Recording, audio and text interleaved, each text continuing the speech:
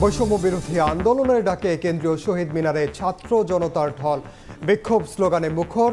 জেলায় জেলায় সড়ক মহাসড়কে অবস্থান জন্য গণভবনের দরজা খুললেন প্রধানমন্ত্রী। বললেন, সংঘাত বন্ধে বসতে চান আলোচনায়, আটক সাধারণ শিক্ষার্থীদের মুক্তি দেওয়ার নির্দেশ।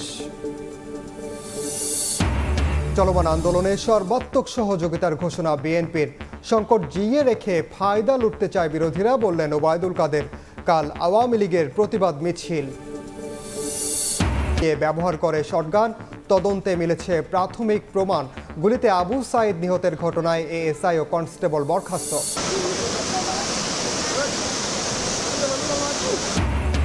নদীর বাঁধ ভেঙে তলিয়ে ফেনীর ৩ উপজেলা, পানিবন্দী ৬০ গ্রামের মানুষ। নষ্ট হচ্ছে হাজার হাজার হেক্টর আমনের চারা, ভেসে গেছে কয়েকশো পুকুর।